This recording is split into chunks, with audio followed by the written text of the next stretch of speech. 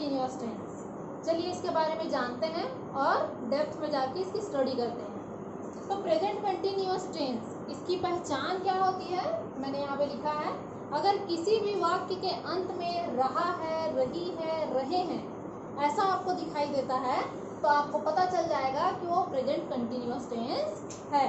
एक और चीज है लिखा है मतलब आपको तो पता चल जाता है कि ये कौन सा टेंस है, प्रेजेंट टेंस है। और प्रेजेंट टेंस के भी जो 4 हिस्से होते हैं उसमें से कौन सा हिस्सा है ये जानने के लिए है लिखा है, उससे जस्ट पहले वाले अक्षर को, शब्द को आप देखते हैं तो उसमें लिखा है रहा, रहा, रही, रहे। अगर ये सब कुछ आपको दिखाई देता है तो आपको पता चल जाएगा कि वो कौन सा हिस्सा है, कंटिन्यूअस है। रहा है, रही है, रहे हैं, क्या समझ रहे हैं, कंटिन्यूअस है मतलब कोई काम कंटिन्यूएशन में है, वो काम लगातार जारी है, वो काम चल रहा है। तो जैसे कि एग्जांपल के लिए यहाँ पे मैंने लिखा है सीता खाना पका रही है, तो वो क्या कर रही है, उसका खाना पूरा पका नहीं है, वो पका रही है, वो काम कंटिन्यूएशन में है, चल रहा है, तो इसीलिए कंटिन्यूअस, लगातार चल रहा है। तो प्रेजेंट कंटिन्यूअस उसी से ही उसका नाम पड़ा है। तो पहचान तो हमने देख लिया कि अगर किसी भी वाक्य के अंत में रहा है, रही है, रहे हैं अगर आएगा तो कौन सा टेंस है, प्रेजेंट कंटिन्यूअस है। अब प्रेजेंट कंटिन्यूअस टेंस में हम 3 प्रकार के वाक्य देखेंगे। अफर्मेटिव जिसे हम सकारात्मक बोलते हैं, सेकंड निगेटिव जिसे हम नकारात्मक बोलते हैं, और थर्ड इंट्रोगेटिव जिसे हम प्रश्नात्मक बोलते हैं। तो बारी बारी से हम एक एक सेंटेंस को देखते जाएंगे। सबसे पहला जो हमारा सेंटेंस है वो अफर्मेटिव जिसे हम सकारात्मक भी कहते हैं। इसके लिए एक रूल आपको याद करके रखना है, रट के रखना है आपको, वो है subject plus is, am, are, इन तीनों में से किसी एक हेल्पिंग वर्ब का आप यूज करेंगे। या तो इज लगाएंगे, या तो एम का प्रयोग करेंगे, या तो आर का प्रयोग करेंगे। कहाँ पे किसका प्रयोग होगा चलिए हम आगे देखते हैं। उसके बाद आता है V, V means verb, verb का फर्स्ट फॉर्म, उसमें आपको क्या लगा देना है, आईएनजी लगा देना है, और लास्ट में आता है आपका ऑब्जेक्ट। तो ये रूल हमको याद करके रखना है प्रेजेंट कंटिन्यूअस का, subject plus is, am, are plus verb का फर्स्ट फॉर्म, उसमें आईएनजी, और लास्ट में क्या आ जाएगा, ऑब्जेक्ट आ जाएगा। मान लीजिए आपका एग्जाम हो रहा है, उसमें आपको कोई एक सेंटेंस दे दिया जाता है और उसको बोला जाता है कि भाई आप इसको क्या कीजिए, इंग्लिश में ट्रांसलेट करिए। तो कोई भी एक सेंटेंस जो आपको एग्जाम में मिला है, पहले आपका जो काम बनता है वो ये है कि आप पहचानो कि वो कौन से टेंस में दिया है। मान लीजिए अगर यही सेंटेंस आपको प्रश्न पेपर में आपका मिल जाता है, सीता खाना पका रही है, तो हमको पहला काम जो करना है वो ये कि हमको पहचानना है कि ये कौन से टेंस में है। तो इस वाक्य के अंत में लिखा है, तो है से क्या पता चलता है कि टेंस कौन सा है, प्रेजेंट टेंस है। अगर था थे थी रहता तो पास्ट टेंस रहता, गा गे गी रहता तो फ्यूचर टेंस रहता। अगर है लिखा है मतलब टेंस कौन सा हो गया, प्रेजेंट। अब प्रेजेंट टेंस के तो भाई 4 हिस्से होते हैं, उसमें से कौन सा हिस्सा है ये आपको जानने के लिए उसके जस्ट पहले वाले शब्द को आप देखेंगे। तो इसमें लिखा है रही, तो आप जानते हैं रहा है, रही है, रहे हैं किसमें लगता है, कंटिन्यूअस में लगता है। तीसरा अब आपको क्या काम करना है, तीसरा काम आपको ये करना है कि ये जो सेंटेंस आपको दिया गया है उसको पहचानना है कि ये अफर्मेटिव है, निगेटिव है या इंट्रोगेटिव है। देख लीजिए, ना तो ये निगेटिव है और ना ही ये इंट्रोगेटिव है। ये कैसा है, अफर्मेटिव है, मतलब ये सेंटेंस कैसा है, सकारात्मक सेंटेंस है। सकारात्मक सेंटेंस है, प्रेजेंट कंटिन्यूअस है। इतना सब कुछ पता चल जाने के बाद अब हमको क्या करना है कि प्रेजेंट कंटिन्यूअस का जो अफर्मेटिव का रूल है वो आपके दिमाग में क्लिक करना चाहिए, जो आप याद करके रखे रहोगे।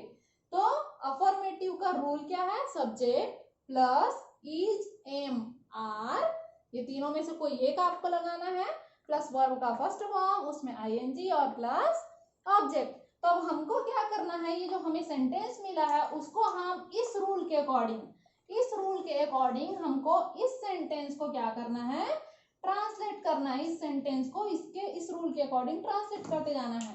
तो ये रूल क्या बोलता है, सबसे पहले आएगा सब्जेक्ट। तो चलिए इस वाक्य में खोजते हैं कि सब्जेक्ट के स्थान पे क्या है, तो हमको मिलता है सीता। सब्जेक्ट कौन होता है? कर्ता, काम को करने वाला। तो सीता खाना पका रही है, इस वाक्य में काम करने वाला कौन है? सीता। तो सीता हमारा क्या हो गया? सब्जेक्ट। तो इस सब्जेक्ट के स्थान पे क्या आ गया? सीता आ गया। अब सीता के साथ इज लगेगा या एम लगेगा या आर लगेगा? तो सीता के साथ हमेशा क्या लगेगा? इज लगेगा।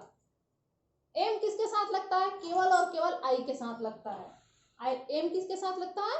केवल एक ही के साथ लगता है, और वो कौन है? आई। आई के साथ हमेशा एम का प्रयोग होता है। आर, आर हमेशा बहुवचन में लगेगा, प्लूरल नंबर में लगेगा।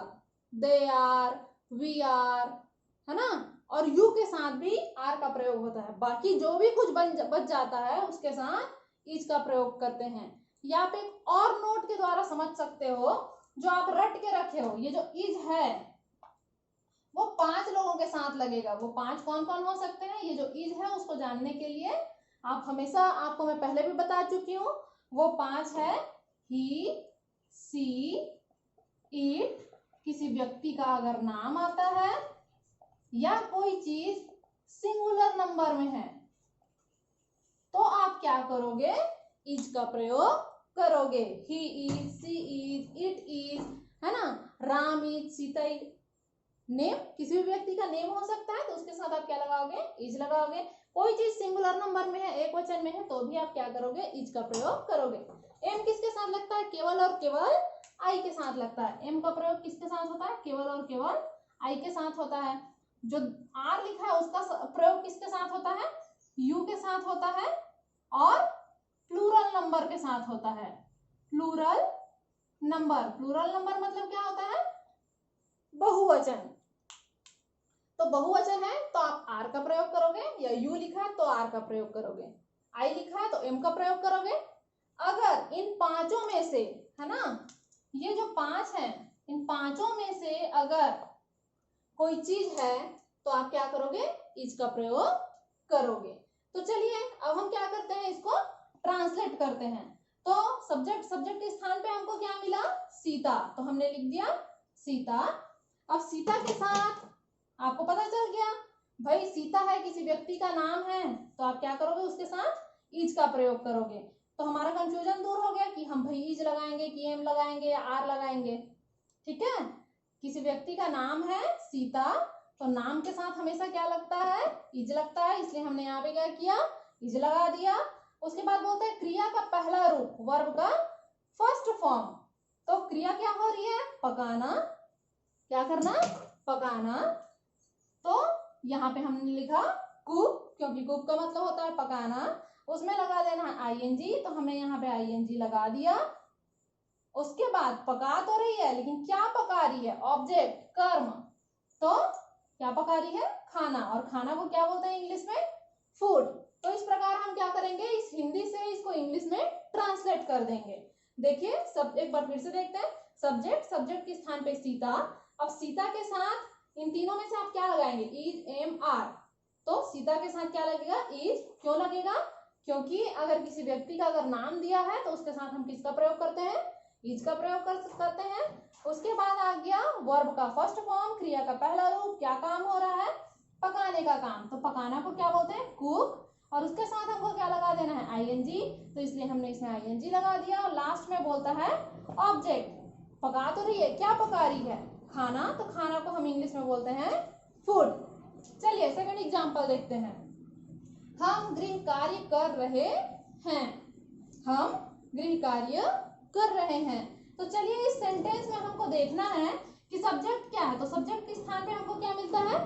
हम। तो हम को इंग्लिश में क्या बोलते हैं? वी। ठीक है, तो सब्जेक्ट के स्थान पे क्या आ गया? वी। अब वी के बाद हमको देखना है इज लगेगा, वी के साथ क्या लगेगा? इज लगेगा या एम लगेगा या आर लगेगा। तो हमको पता चलता है, चलिए मैं इसको पहले मिटा देती हूँ, उसके बाद हम धीरे धीरे इसको ट्रांसलेट करेंगे। सब्जेक्ट के स्थान पे हम है तो हमने वी लिख दिया। अब इज, एम, आर तीनों में से क्या लगेगा? तो वी के साथ क्या लगना चाहिए? वी मतलब हम मतलब बहुवचन, बहुत सारे लोग हैं, हम लोग। हम मतलब बहुवचन है, प्लूरल है। तो आपको पता है अगर प्लूरल नंबर है तो आपको किसका प्रयोग करना है? आर का प्रयोग करना है। इसीलिए वी के साथ क्या लग जाएगा? आर लग जाएगा। तो सब्जेक्ट के स्थान पे आ गया वी, इज, एम, आर तीनों में से हमने किसका प्रयोग किया? आर। क्यों आर का प्रयोग किया? क्योंकि जो वी है वो बहुवचन है, प्लूरल नंबर है। हम सब बहुत सारे लोग हैं। और आगे लिखता है क्रिया का पहला रूप लिखो। तो क्रिया क्या हो रही इसमें? करना। तो करना को क्या बोलते हैं? डू।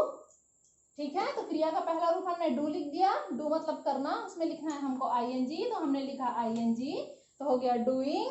और लास्ट में बोलता है ऑब्जेक्ट, हम कर तो रहे हैं लेकिन क्या?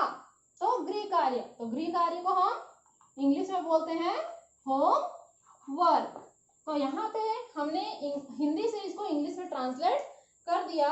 वी आर डूइंग होमवर्क, हम गृह कार्य कर रहे हैं।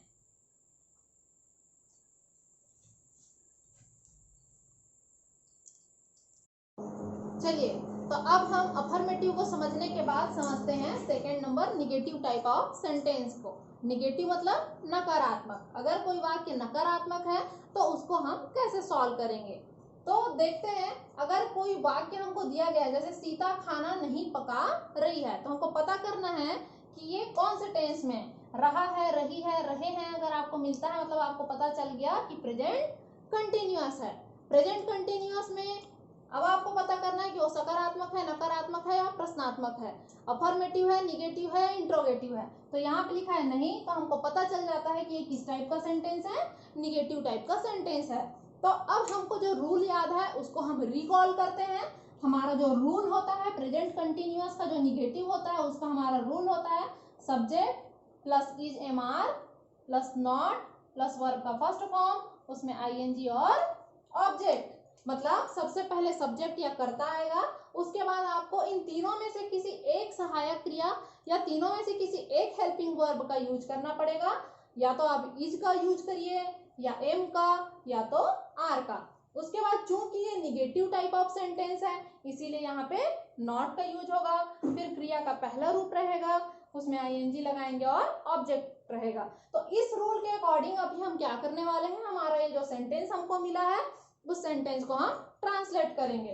तो चलिए देखते हैं हमारा ये जो सेंटेंस है इसमें सब्जेक्ट कौन है। तो सब्जेक्ट है सीता, सब्जेक्ट के स्थान पे कौन है? सीता। तो हम सब्जेक्ट के स्थान पे सीता लिख देते हैं। अब सीता के साथ इज लगेगा या एम लगेगा या आर लगेगा। आपको पता है किसी भी व्यक्ति के नाम के साथ हमेशा किसका प्रयोग होता है? इज का प्रयोग होता है। इसीलिए सीता के साथ हम क्या लगा देंगे? इज का प्रयोग करेंगे। फिर क्या बच गया? नॉट, तो हम लगा देंगे नॉट। नॉट लगाने के बाद बोलता है क्रिया का पहला रूप लिखो। तो हमको पता करना है कि यहाँ पे क्रिया क्या हो रही है? पकाने की। तो पकाना को क्या बोलते हैं? कुक। और बोलता है उसमें लगा दो आईएनजी, तो हमने लगा दिया आईएनजी। और लास्ट में बोल रहा है कि ऑब्जेक्ट लिखिए। पका तो रहा है लेकिन क्या? तो खाना। और खाना को क्या बोलते हैं इंग्लिश में? फूड। तो हमने यहाँ पे लिख दिया फूड। चलिए हम अब क्या करते हैं, सेकंड सेंटेंस को देखते हैं। हमारा सेकंड सेंटेंस लिखा है हम गृह कार्य नहीं कर रहे हैं। तो सब्जेक्ट के स्थान पे हमको क्या दिखाई दे रहा है? हम मतलब बहुवचन है, तो बहुवचन है। चलिए एक एक करके ट्रांसलेट करते हैं इस रूल के अकॉर्डिंग। सब्जेक्ट के स्थान पे क्या लिखा है? हम। तो हम को इंग्लिश में क्या बोलते हैं? वी। अब वी लिखा है, वी मतलब हम, और हम बहुवचन है, तो बहुवचन के साथ हम किसका प्रयोग करते हैं? आर का। इज नहीं लगेगा, एम का भी प्रयोग नहीं करेंगे, तो किसका प्रयोग करेंगे हम यहाँ पे? आर का प्रयोग करेंगे। वी के साथ क्या लग जाएगा? आर। उसके बाद बोलता है नॉट लिखो, तो यहाँ पे हम नॉट लिख देते हैं। फिर बोलता है क्रिया का पहला रूप लिखो, तो क्रिया का पहला रूप क्या काम? करना। क्रिया क्या हो रही है? करने का। तो करना को इंग्लिश में क्या बोलते हैं? डू। डू मतलब करना, उसमें लगाना है हमको क्या? आईएनजी, तो हो जाएगा डूइंग। और लास्ट में बोल रहा है कर्म, कर तो रहे हैं लेकिन क्या? तो ऑब्जेक्ट के स्थान पे क्या आ जाएगा? गृह कार्य। तो गृह कार्य को हम इंग्लिश में बोलते हैं होम वर्क। तो इस प्रकार से अगर आपको सेंटेंस दिया जाता है तो आपको हिंदी से इंग्लिश में उसको ट्रांसलेट करना है। थर्ड नंबर पे अब हमको देखना है इंट्रोगेटिव या प्रश्नात्मक टाइप का अगर आपको सेंटेंस मिलता है तो उसको हमको इंग्लिश में कैसे ट्रांसलेट करना है। टेंस है हमारा present continuous. Present continuous tense में अगर आपको इंट्रोगेटिव या प्रश्नात्मक टाइप का अगर वाक्य मिलता है तो उसको हिंदी से हमको इंग्लिश में कैसे ट्रांसलेट करना है। तो आपको पता है कि प्रेजेंट कंटिन्यूअस में जो सकारात्मक अफर्मेटिव टाइप का जो सेंटेंस होता है उसके लिए हमारे पास एक रूल है, और वो रूल क्या है? सब्जेक्ट प्लस ईजेमार प्लस वर्ब का फर्स्ट फॉर्म आईएनजी और ऑब्जेक्ट। अब हमको क्या करना है? अफर्मेटिव का रूल तो हमको याद है, इसी रूल से ही हम इंट्रोगेटिव के रूल का निर्माण करेंगे। कैसे? तो अफर्मेटिव के रूल में जो हमारे पास हेल्पिंग वर्ब है, जो हमारे पास सहायक क्रिया है इज एम आर, इस इज एम आर को हमको क्या करना है? उठा के सामने ले आना है, यहाँ पे सबसे शुरुआती जगह पे, तो वो ऑटोमेटिकली प्रश्नात्मक वाक्य बन जाएगा। कैसे? देखिए रूल नंबर 1, इसमें मैंने क्या किया है? ये जो हमारा सहायक क्रिया उसको उठा के मैंने सामने में रख दिया है, यहाँ से ईजेमार को लिया और सामने में ईजेमार को रख दिया, तो बच क्या गया? सब्जेक्ट बचा, उसको हमने यहाँ पे लिख दिया। उसके बाद क्या बच गया? वर्ब का फर्स्ट फॉर्म आईएनजी और ऑब्जेक्ट, तो वर्ब का फर्स्ट फॉर्म आईएनजी और ऑब्जेक्ट को मैंने लिख दिया। मतलब कुछ नहीं करना है, अफर्मेटिव का जो हमारा सेंटेंस है वो हमको याद रहेगा, और हमको क्या करना है? इस अफर्मेटिव के सेंटेंस में से ही जो हमारा जो सहायक क्रिया है हेल्पिंग वर्ब है उसको उठाओ और सबसे सामने रख दो, जो बच गया उसको ज्यों का त्यों लिख दीजिए। तो अगर ये उठ के सामने आ जाएगा तो इज एम आर सामने आ गया, तो बच क्या गया? सब्जेक्ट बच गया, तो इसको यहाँ पे लिख दिया। वर्ब का फर्स्ट फॉर्म बच गया, तो यहाँ पे लिख दिया। उसमें आईएनजी था तो हमने यहाँ पे भी आईएनजी लिख दिया। ऑब्जेक्ट, तो यहाँ पे भी ऑब्जेक्ट। क्योंकि ये इंट्रोगेटिव है, प्रश्नात्मक वाक्य है, इसीलिए हमने यहाँ पे क्वेश्चन मार्क लगा दिया है। अब हमको क्या करना है? इंट्रोगेटिव में हमको 2 रूल देखने हैं। पहला रूल तो ये हो गया, अब हमको देखना है सेकंड रूल क्या होता है। तो सेकंड रूल आपको बनाने के लिए भी कुछ नहीं करना है, जो हमारा फर्स्ट रूल है उसी को ज्यों का त्यों लिखना है आपको। फर्स्ट रूल में आपने लिखा is am are subject plus verb का फर्स्ट फॉर्म आईएनजी और ऑब्जेक्ट, तो यहां से लेके पूरा आखिरी के जाते तक हम ज्यों का त्यों यहां से लेके आखिरी के जाते तक सेम टू सेम उसको कॉपीराइट कर देंगे। यहाँ जो रूल दिया है उसी रूल को हमने same to same as it is लिख दिया है। बस हमको एक चीज उसमें ऐड करना है और वो है WH वर्ड। सबसे शुरू में क्या लिख देना है? WH word. तो इस प्रकार से हमारे पास इंट्रोगेटिव या प्रश्नात्मक टाइप के जो वाक्य होते हैं उसके 2 फॉर्मूला बन के तैयार हो जाएंगे, फॉर्मूला नंबर 1 और फॉर्मूला नंबर 2। उसके बाद ये जो हमने एग्जाम्पल के लिए जो अफर्मेटिव का जो सेंटेंस लिया था उसको हम क्या कर देते हैं? मिटा देते हैं, क्योंकि इसका यहाँ पे कोई भी यूज नहीं है। इंट्रोगेटिव या प्रश्नात्मक जब हम वाक्य बनाते हैं तो केवल इन 2 रूल का ही उपयोग होगा। पहला रूल बोलता है is am are plus subject plus verb का first form plus ING plus object और लास्ट में क्वेश्चन मार्क। दूसरा रूल बोलता है WH वर्ड प्लस, उसके बाद जो लिखा है वो यही पहला नंबर का रूल है, is am are plus subject plus verb का first form plus ING plus object और लास्ट में क्वेश्चन मार्क। तो आपके मन में होगा कि ये WH वर्ड है क्या? तो ये जो WH वर्ड होता है वो कुछ नहीं है, वो प्रश्नात्मक शब्द है। प्रश्नात्मक शब्द कैसे? हिंदी में क्या होता है? क्या, क्यों, कहाँ, कैसे, किसका, किसको, क से शुरुआत होता है प्रश्नात्मक शब्दों का। किसमें? हिंदी भाषा में। लेकिन इंग्लिश भाषा में अगर आप प्रश्नात्मक शब्दों का शुरुआत करते हैं तो वो WH से शुरू होता है, इसीलिए इसका नाम WH वर्ड रख दिया गया है। कैसे? यहाँ पे समझते हैं ये WH वर्ड क्या है। इंग्लिश में वॉट मतलब क्या, वेन मतलब कब, वाई मतलब क्यों, वेयर मतलब कहाँ, हुज मतलब किसका, हुम मतलब किसे, विच मतलब कौन सा, हाउ मतलब कैसे। तो आप नोटिस करेंगे ये जितने भी प्रश्नात्मक शब्द हैं इंग्लिश के, सबके शुरुआत में WH आपको दिखाई देगा। ये लास्ट का एक अपवाद है, हाउ मतलब कैसे। तो अगर आप इसको हिंदी में देखते हैं तो क्या, कब, क्यों, कहाँ, क से शुरू होता है। लेकिन आप इसी को अंग्रेजी में देखेंगे तो WH से शुरू होगा। What, when, why, where, whose, whom, which, how. ठीक है, ये हाउ लास्ट अपवाद है।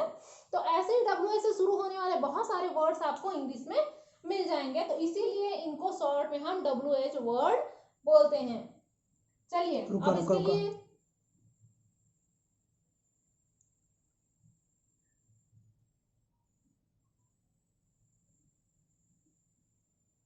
चलिए बोलिए।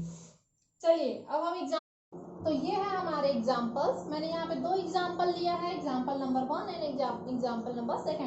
तो फर्स्ट एग्जाम्पल बोलता है क्या सीता खाना पका रही है। ये कैसा टाइप का सेंटेंस है? इंट्रोगेटिव है, प्रश्नात्मक है। क्या सीता खाना पका रही है, हम क्वेश्चन कर रहे हैं कि क्या सीता खाना पका रही है। तो अगर इस टाइप का सेंटेंस रहता है तो उसको हम रूल नंबर 1 से सॉल्व करेंगे या रूल नंबर 2 से सॉल्व करेंगे। सेकंड जो हमारा है एग्जाम्पल, उसमें लिखा है सीता खाना क्यों पका रही है। सीता खाना क्यों पका रही है, इसमें भी हम क्या कर रहे हैं? क्वेश्चन कर रहे हैं। ये भी इंट्रोगेटिव है। तो चलिए पहले देखते हैं कि दोनों में सीता खाना तो पका रही है और दोनों इंट्रोगेटिव है, तो डिफरेंस क्या है दोनों में। इसमें आप बोलते हो क्या सीता खाना पका रही है और इसमें बोलते हो सीता खाना क्यों पका रही है। तो क्या और क्यों का डिफरेंस नहीं है यहाँ पे। यहाँ पे आपको डिफरेंस समझना पड़ेगा कि आपको जो प्रश्नात्मक शब्द है उसका पोजीशन, प्रश्नात्मक शब्द इस वाक्य में क्या है? क्या। इसका पोजीशन देखिए, ये कहाँ पे है, स्थिति देखिए, ये सबसे शुरुआत में है। तो सबसे शुरुआत में या सबसे अंत में अगर प्रश्नात्मक शब्द आता है किसी भी वाक्य में तो वो रूल नंबर 1 से सॉल्व होता है। ठीक है। और इस वाक्य को देखिए, इस एग्जाम्पल को देखिए, इसमें सीता खाना क्यों पका रही है। तो इसमें जो क्वेश्चन वर्ड है, प्रश्नात्मक जो शब्द है, वो उस वाक्य के बीच में आया है। क्योंकि ये वाक्य के बीच में आया है इसीलिए ये रूल नंबर 2 से सॉल्व होगा।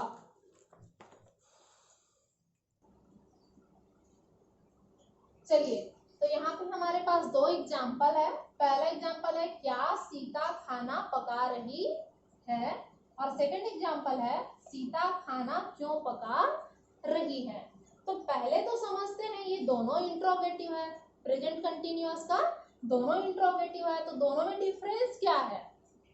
तो डिफरेंस ये है कि हमको देखना है जो प्रश्नात्मक शब्द है उसकी स्थिति, उसका पोजीशन कौन सा है। अगर प्रश्नात्मक शब्द ये वाक्य है, ये एक सेंटेंस है और इस सेंटेंस के अगर शुरुआत में या अंत में अगर क्वेश्चन वाले वर्ड आते हैं, प्रश्नात्मक शब्द आते हैं, तो इस टाइप के सेंटेंस को हम क्या करेंगे? रूल नंबर 1 से सॉल्व करेंगे। ठीक है। और सेकंड एग्जांपल को देखिए, सीता खाना क्यों पका रही है। तो इस एग्जांपल में आप देखते हैं कि हमारा जो प्रश्नात्मक शब्द है वो क्या है? क्यों।